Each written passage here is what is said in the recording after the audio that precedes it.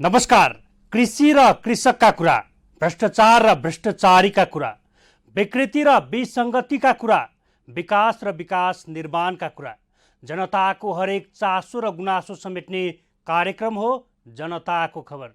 स्वागत छ, म किशोर चौधरी सरिखा।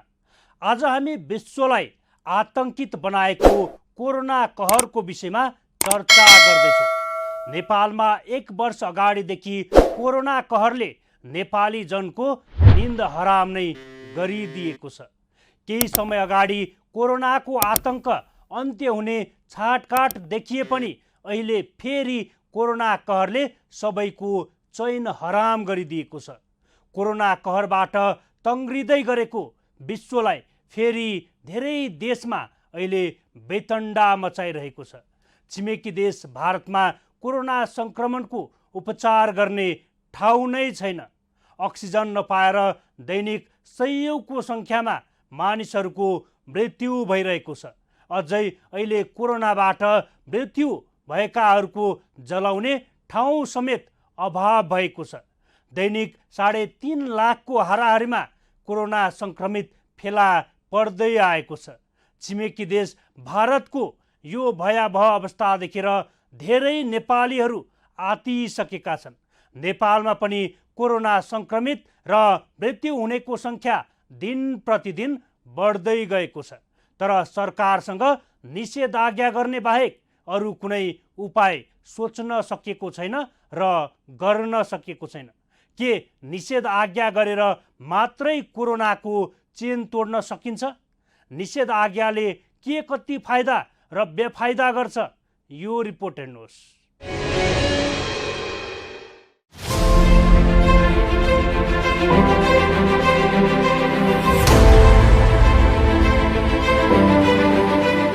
पछिल्लो समय कोरोनाको नयाँ भाइरसले धेरै देशको होस हवास नै उडाइदिएको छ। छिमेकी देश भारतलाई अहिले कोरोनाको नयाँ प्रजातिले तहस नहस नै बनाइदिएको छ। दैनिक लाखौं मानिसमा सङ्क्रमण देखिन थालेको छ भने सयौं मानिसको मृत्यु भइरहेको छ। कोरोना भाइरसको भयावह रूपले भारतीय नागरिक अत्तालिएका छन्। अहिले लाखौं मानिस उपचार नपाएर छटपटाई बस्नु परेको दृश्यले धेरैको ध्यान तानेको छ। धेरैले अस्पतालमा शैय्या नपाएर अस्पताल बाहिरै उपचार गरिरहेका छन्। कतिपयले आफ्नो निजी सवारी साधनमै बसेर उपचार गराइरहेका छन्। कतिले उपचारको अभावमा मृत्युवरण गरेका छन्। एक त विश्वकै दोस्रो सबैभन्दा धेरै जनसङ्ख्या भएको देश, त्यसमाथि कोरोनाको यो भयावह रूपलाई सम्हाल्न भारतीय सरकारको बस बाहिर गइसकेको छ। कोरोना सङ्क्रमणकै कारण मृत्युदर यति बढेको छ कि जलाउने ठाउँसम्म छैन। तर विडम्बना, छिमेकीको यस्तो हालत देख्दा देख्दै पनि नेपाल सरकार सुध्रिन चाहेको छैन। अहिले पनि नेपाल सरकारलाई कोरोनाको विषयमा खासै चिन्ता छैन। सीमा नाका अझै सिल गरिएको छैन। खुल्लम खुल्ला निर्बाध रूपमा आवत जावत भइ नै रहेको छ। कोरोना रोकथामका लागि कुनै ठोस तयारी नै भएको छैन। देशको विभिन्न स्थानमा निषेधाज्ञा गर्ने निर्णय गरेको छ। बस त्यति हो। पहिलो चरणको कोरोना कहरबाट तङ्ग्रिन नपाउँदै फेरि विश्वका धेरै देशमा कोरोनाले वितण्डा मचाइरहेको छ। नेपालमा पनि कोरोना सङ्क्रमित र मृत्यु हुनेको सङ्ख्या दिन प्रतिदिन बढ्दै गएको छ। तर सरकारसँग निषेधाज्ञा गर्ने बाहेक अरू कुनै उपाय नै छैन। सरकारले निर्धक्क भनिरहेको छ कि निषेधाज्ञाले कोरोनाको चेन तोड्छौ भनेर। तर पूर्व तयारी गर्न नसकेको प्रति अलिकति पनि पछुतो लागेको छैन, लाज लागेको छैन। बरु सयौंको झुन्ड लिएर पुरा बन्दै नबनेको धरहराको उद्घाटन गर्न पुग्छन् प्रधानमन्त्री स्वयं। अनि विकासका ठुल्ठुला गफ लडाउँछन्। जनता विकास समृद्धि जनताको सुखसँग मतलब नभएका स्वार्थमा तल्लीन तत्त्वहरू छटपटाइ पनि रहेका छन्। यसमा चिन्ता गरिरहनु पर्दैन। म सम्पूर्ण दाजुभाइ दिदीबहिनीहरूलाई भन्न चाहन्छु, हामीले हाम्रो देश विकास गर्ने हो, समृद्ध बनाउने हो र नेपाली जनतालाई सुखी बनाउने हो। यसका निम्ति आफ्ना ठाउँबाट हामी इमान्दारिताका साथ जुटौँ। धरहरा निर्माण हुँदो रहेछ भयो, रानी पोखरी निर्माण हुँदो रहेछ भयो, मेलम्चीको पानी ल्याउन सकिने रहेछ आयो। यी सबै कामहरू हामी गर्न सक्दा रहेछौँ। अब अगाडिका कामहरू समृद्धिका निम्तिका हाम्रा प्रयासहरू पनि सफल हुन सक्छन्। सफल पार्दै हामी अगाडि बढ्न सक्छौँ। देशमा दैनिक हजारौंको संख्यामा संक्रमितहरू बढ्दै गएका छन् भने अर्कोतिर मृतकको संख्या पनि दिन प्रतिदिन बढ्दै गएको छ। यो विषम परिस्थितिमा कोरोना महामारीबाट नागरिकको जीवन रक्षा गर्ने संकटका बेला संघीयता अभ्यासको अनुभूति दिलाउने र प्रदेश संरचनालाई बलियो बनाउने जस्ता कामतिर होइन, प्रदेश सभाहरू सरकार गिराउने र जोगाउनेमा केन्द्रित छन्। यसबाट संघीय सरकार पनि अछुतो रहन सकेको छैन। कोरोनाको सन्तासकै कारण जनतालाई ठूलो चिन्ता परे पनि सरकारलाई भने यो विषयले अलिकति पनि छोएको छैन। जनताको जीवन रक्षाका लागि सरकार कुनै पूर्व तयारी गरेको छैन। जे पर्ला देखा जालाको सोचमा छ सरकार। छिमेकी देशमा कोरोनाले वितण्डा मचाइरहँदा समेत सचेत हुन नखोज्नु सरकारको गैर जिम्मेवारीपना बाहेक अरू केही हुन सक्दैन।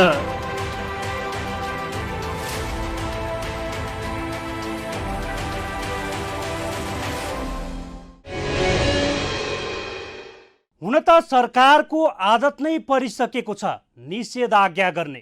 यो भन्दा अगाडि पनि पटक पटक गरेर 6 महिनाभन्दा बढी समय लकडाउन गरेको थियो। तर अचम्म त के भने सरकारले त्यत्रो समय लकडाउन त गरे, तर त्यसको प्रभाव जनतामा कति पर्यो भन्ने कुरा अहिले पनि अनभिज्ञ नै छ। लकडाउनले निम्न वर्गलाई इन्तु न चिन्तु बनाएको छ। निमुखाले भोकसँग लड्नु पर्यो, कोही भोकै मर्नु पनि पर्यो। सरकारको नीति तथा कार्यक्रममै कोही नेपाली भोकै बस्दैन, कोही नेपाली भोकले मर्दैन भनेरै समेटिएको छ। तर यो कोरोना कहरबीच कति नेपाली भोकै बस्नु पर्यो त्यसको यकिन छैन। दोस्रो चरणमा फैलिएको कोरोना निकै घातक भएकोले निषेधाज्ञा जरुरी थियो र सरकारले त्यो कदम चालेको छ।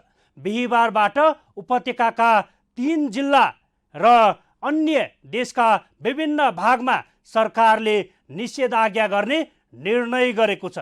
कोरोनाको चेन तोड्नका लागि सरकारले निषेधाज्ञा गर्ने जनाएको छ। तर के निषेधाज्ञा मात्रै गरेर चेन चुडिने हो र? प्रसङ्ग बाँकी नै छ। एकैछिनको विश्राम।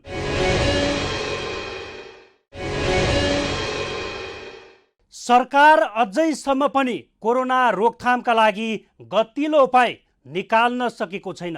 निषेधाज्ञा बाहेक कुनै विकल्प छैन सरकारसँग। हुन त यो भन्दा अगाडि पनि कोरोना महामारीले वितण्डा मचाइरहँदा लकडाउन गरेर मूक दर्शक बन्नु बाहेक केही गर्न सकेनन्।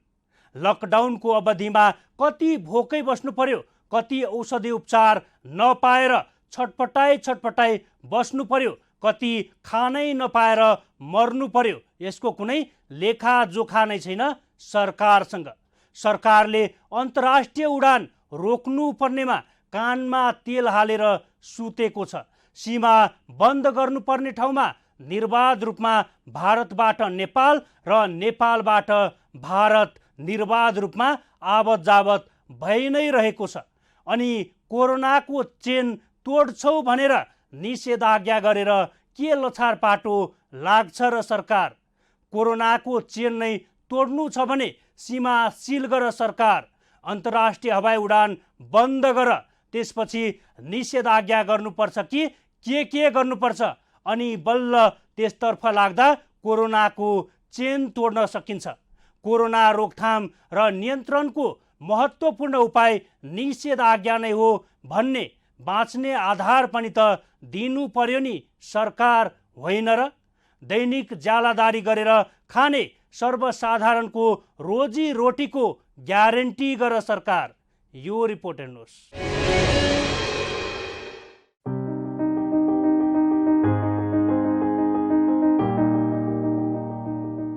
नेपाली जनता कोरोना महामारीको सन्तासमा बाँचिरहेका छन्, तर संघीय र प्रदेश सरकार कुर्सी टिकाउने खेलमै मस्त छन्।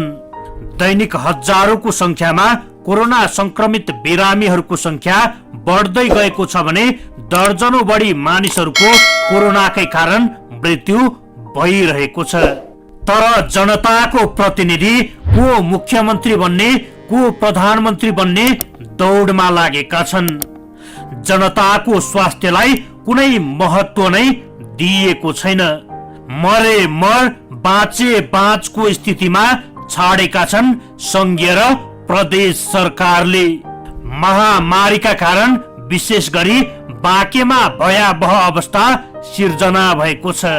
आइसियु बेडको अभावमा छटपटाइरहेका संक्रमितहरूको दृश्यले सिंगै मुलुकको ध्यान तानेको छ। तर मुख्यमन्त्री शंकर पोखरेलको प्राथमिकता आफ्नो सरकार जोगाउनमा केन्द्रित छ भने त्यहाँका विपक्षी दलहरू पनि सरकार ढाल्न कसिएका छन्। र नेपाल सरकार बारीमै चलाएका फौजदारी मुद्दाहरू फिर्ता लिने सम्बन्धी निर्देशिकाको आधारमा कानुन र संविधान बमोजिम मन्त्री परिषदले फिर्ता लिन सक्ने मुद्दाहरू फिर्ता लिने क्रम निरन्तर रहने कुरो पनि म यहाँको बिचमा अनुरोध गर्दै पुनः फेरि पनि पत्रकार सम्मेलनमा यहाँको उपस्थित रह्यो। उठाएका मुद्दाहरूसँग सम्बन्धित मुद्दाहरूको फिर्ता लिने क्रममा छ। तर विशेष त यो मधेस आन्दोलनमा मधेसवादी राजनीतिक दल जनता समाजवादी जसपाको पार्टीको मुद्दा फिर्ता हुने चाहिँ यो 15वटा मुद्दा 120 जना चाहिँ मधेसवादी आन्दोलनमा उहाँहरू विभिन्न आन्दोलनबाट उहाँहरूको जो मुद्दा थियो त्यो मुद्दाको फिर्ता हो। सरकारसँग अहिले पनि कोरोना रोकथामका लागि ठोस नीति छैन। यो भनिरहँदा केही गरेको छैन भन्न खोजेको पक्कै होइन। जब भयो राति अनि बुढी ताती भने जस्तै सरकारको काम गराएको शैलीले देखाएको छ। सरकारले कोरोना रोकथामका लागि जानेको त्यही एउटा उपाय अर्थात् लकडाउन निषेधाज्ञा। हुन त सरकारको आदत नै परिसकेको छ निषेधाज्ञा गर्ने। त्यो भन्दा अगाडि पनि पटक पटक गरेर 6 महिना भन्दा बढी समय लकडाउन गरेको थियो। तर अचम्म त के भने सरकारले त्यत्रो समय लकडाउन त गरे तर त्यसको प्रभाव जनतामा कति पर्यो भन्ने कुरा अहिले पनि अनभिज्ञ नै छ। त्यति बेला लकडाउनले निम्न वर्गलाई इन्तु न चिन्तु बनाएको थियो। निमुखाले भोकसँग लड्नु पर्यो, कोही भोक भोकै मर्नु पनि पर्यो। तर त्यो कुरा सरकारलाई हेक्का नै छैन। हामीले सरकारले गरेको निषेधाज्ञाको विरोध गरेको होइन। कोरोना रोकथामका लागि निषेधाज्ञा एउटा राम्रो विकल्प हुन सक्छ। तर त्यसले जनतालाई पर्ने मर्का कसले बुझ्ने?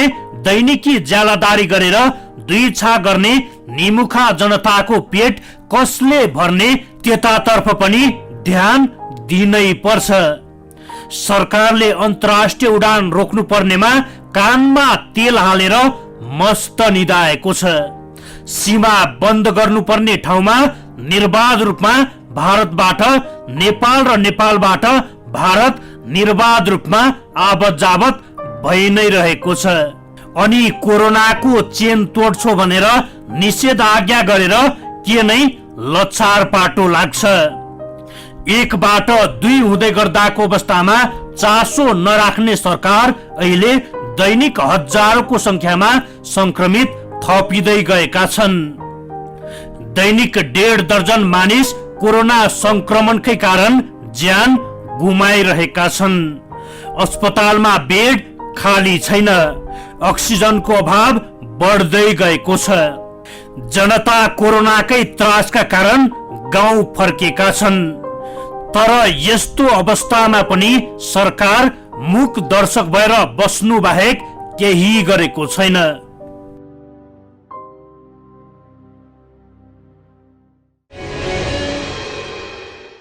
आज भारतको भयावह स्थिति हेर्दा धेरै नेपाली जनताको होस हवास नै उडेको छ। चिकित्सकहरूले नै अब बिरामी राख्ने ठाउँ छैन, कसरी उपचार गर्ने भनेर चितकारी राखेका छन्। हो, कोरोनाको महामारी नेपालमा मात्रै छैन, कोरोना कहर सबै देशमा छ। अहिले कुन विकसित, कुन अल्पविकसित र कुन विकासोन्मुख सबै देश कोरोना महामारीको सङ्कटबाट गुज्रिरहेको छ। यो अवस्थामा कसैले कसैलाई सहयोग गर्न सक्ने अवस्था नै छैन र त हरेक देशहरू आफ्नो माटो र परिवेश सुहाउँदो नीति र कार्यक्रमका साथ आफ्नो क्षमता र गच्छेले भ्याएसम्म काम गरि नै रहेको छ। तर हाम्रो देश हाँक्ने शासकहरू, नेतृत्वकर्ताहरू, राज्य र जनताको अभिभारा र दायित्व बोकेकाहरू अरूको मुख ताकेर बसेका छन्। अब यस्तो बेलामा नेपालले अरूले बनाएको भ्याक्सिन र एन्टिबायोटिक्स पर्खिने भन्दा अर्को कुनै उपाय नै छैन। हो, यो विषम परिस्थितिमा सरकार पनि निरीह साबित भइसकेको छ। प्रसङ्ग बाँकी नै छ, एकैछिनको विश्राम।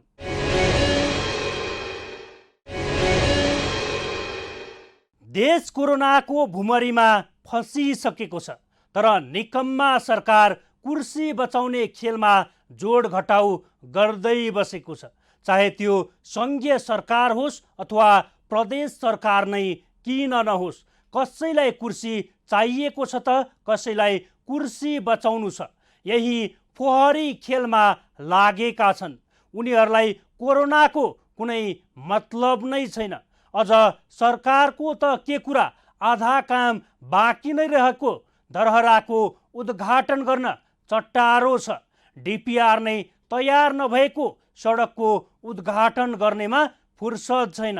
अनि कोरोना लाग्यो भने बेसार पानी खानु, बेसरी खोक्नु, अम्बाको पातको चिया खानु भन्दै बकम फुसे गफ दिएर पन्छिन्छन्। के अभिभावकको जिम्मेवारी त्यही हो? जन जनको प्रश्न छ। यहाँ त समस्या भोग्नु पर्ने र मर्ने त गरिब निमुखा नै हुन्छन्। हो, एउटा घरमुलीले परिवारको दायित्व बोके जस्तै राज्यले पनि जनताको दायित्व बोक्न सक्नुपर्छ। कोरोना कहरमा प्रत्येक देशले जनतालाई विकल्प दिइरहेको छ कि तिमी कमाइ गर्न सक्दैनौ भने म तिमीलाई खुवाउँछु भनेर। तर यहाँ विकल्प त धेरै परको कुरा। निमुखा जनता जेसुकै गरोस् कुनै मतलब नै छैन। त्यसैले त निमुखा जनता सरकारको प्रत्याभूति गर्न सकेको छैन। यो रिपोर्ट हेर्नुहोस्।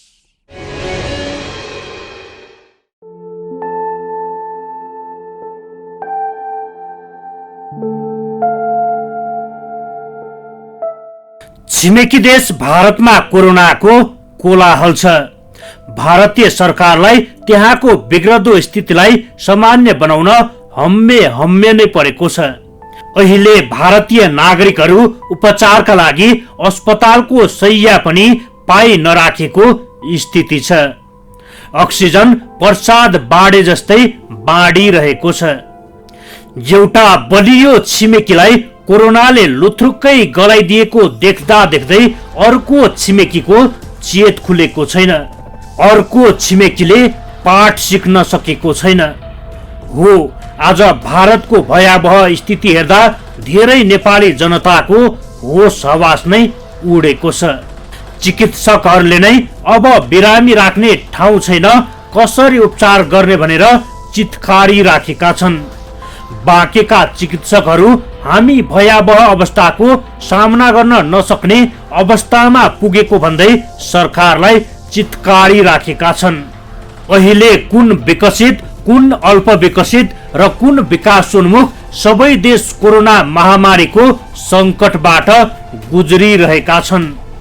यो अवस्थामा कसैले कसैलाई सहयोग गर्न सक्ने अवस्था नै छैन। यो विषम परिस्थितिमा सरकार पनि निरीह साबित भइसकेको छ। देश कोरोनाको भुमरीमा फसिसकेको छ। तर निकम्मा सरकार कुर्सी बचाउने खेलमा जोड घटाउ गर्दै बसेको छ। चाहे त्यो संघीय सरकार होस् अथवा प्रदेश सरकार नै किन नहोस्, कसैलाई कुर्सी चाहिएको छ, कसैलाई कुर्सी बचाउनु छ। यही फोहरी खेलमा लागेका छन् शासकहरू। नेपाल र भारतको हावापानी सुहाउँदो छ, खुला सीमा छ, दैनिक हजारौं मानिसको आउजाउ हुन्छ।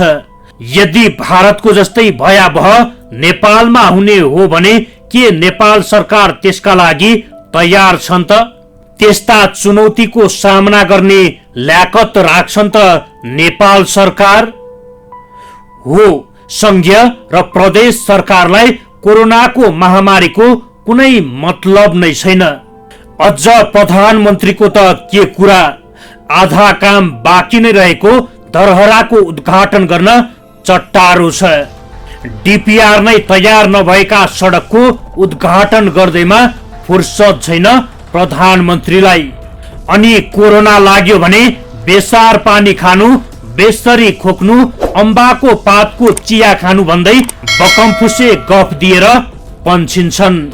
के अभिभावकको जिम्मेवारी त्यही हो?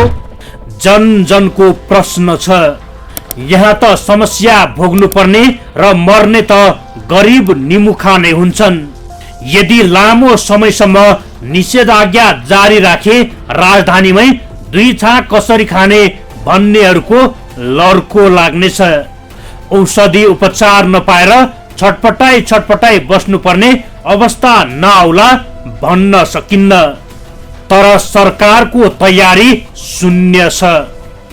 हो, एउटा घरमुलीले परिवारको दायित्व बोके जस्तै राज्यले पनि जनताको दायित्व बोक्न सक्नुपर्छ। तर यहाँका निमुखा जनता सरकारको प्रत्याभूति गर्न सकेका छैनन्। दूर दराजको त के कुरा गर्नु, संघीय राजधानीमै कोरोना व्यवस्थापनका लागि कुनै गतिलो काम हुन सकेको छैन। अहिले जिल्लाका अधिकांश अस्पतालहरूमा कोरोना लागेका बिरामीहरूको बेहाल अवस्था रहेको छ। उपचार गर्ने शैय्या नपाएर बाहिरै बस्नु परेको अवस्था छ।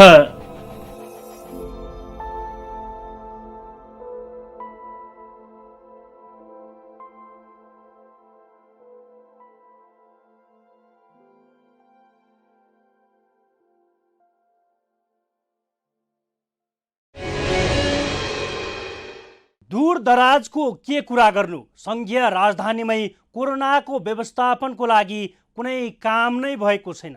यदि लामो समयसम्म निषेधाज्ञा जारी राखे राजधानीमै 2 छाक कसरी खाने भन्नेहरूको लर्को लाग्नेछ। औषधि उपचार नपाएर छटपटाई बस्नुपर्ने अवस्था नआउला भन्न सकिन्न। तर सरकारको तयारी भने अहिले पनि शून्य नै छ। उता यो विषम परिस्थितिमा स्वदेश र विदेशबाट गाउँ फर्केका युवाहरूलाई कृषिमा आकर्षण गर्न सरकारले ठुलै गफ दिए। तर सरकारले कृषि क्षेत्रमा पनि कुनै ठोस नीति र योजना नल्याएपछि अहिले युवाहरू थाङ्नोमा सुते जस्तै भएको छ। लाचार राज्यले विकल्पको व्यवस्था नै गर्दैन। हालसम्म कोरोनाको नाममा देशको अरबौं रुपैयाँ खर्च भइसकेको छ। तर यहाँ प्रभावकारी र जनमुखी काम र उपलब्धि केही पनि भएको छैन। सरकारको लाचार र लापरवाहीपूर्ण व्यवहारले नै आज यो दयनीय स्थिति आइपरेको कुरामा दुई मत छैन। कोभिड-19बाट आफू पनि बचाऊ, अरूलाई पनि बचाऊ। यदि तपाईसँग कुनै सल्लाह, सुझाव र गुनासा छन् भने हाम्रो टेलिफोन नम्बर 01 54 30 200 मा सिधा सम्पर्क गरेर टिपाउन सक्नुहुनेछ। हवस् त, जनताको खबर आजलाई यति। अर्को श्रृङ्खलामा नयाँ विषयवस्तुका साथ उपस्थित हुने नै छौँ। त्यतिन्जेलसम्मका लागि बिदा दिनुहोस्। नमस्कार।